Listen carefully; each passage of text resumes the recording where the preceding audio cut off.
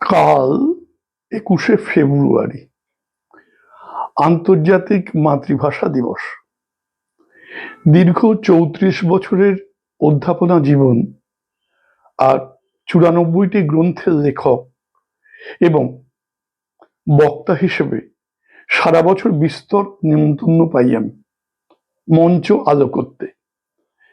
কিন্তু শেষমেশ আলো আর জ্বলে না, কারণ আমি সাধারণত কোথাও যাইনি।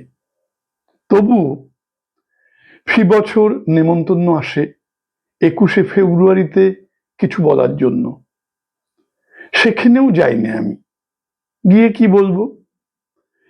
বাসের ভেতরে ভুল বাংলা বানান, দেওয়ালে, পোস্টারে, সরকারি বিজ্ঞাপনে, রাস্তার সমস্ত বড় বড় হোর্ডিং ও সাইনবোর্ডে, ফেসবুকের সর্বত্র।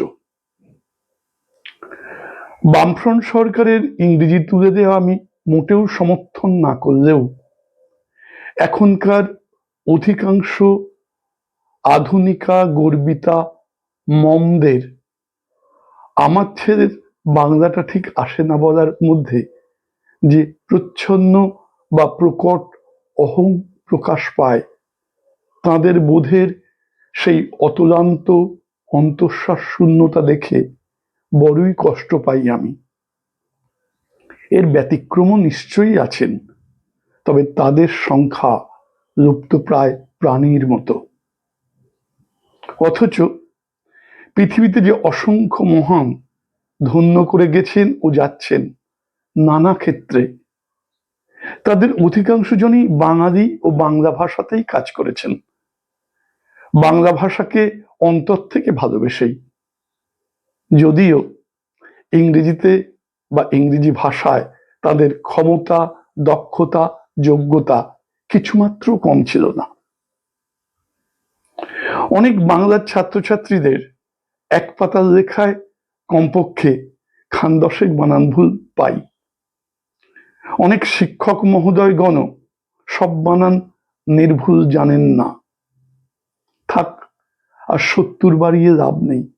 বরং কোন ছোটবেলায় কোন একটা ছোট্ট কবিতা উঠে এসেছিল আমার মনের আন্তরিক তাগাদায়, সেটুকু শুনে দেখুন কেমন লাগে। এই কবিতাটা যখন লিখি তখন আমি উচ্চ মাধ্যমিক পড়ি।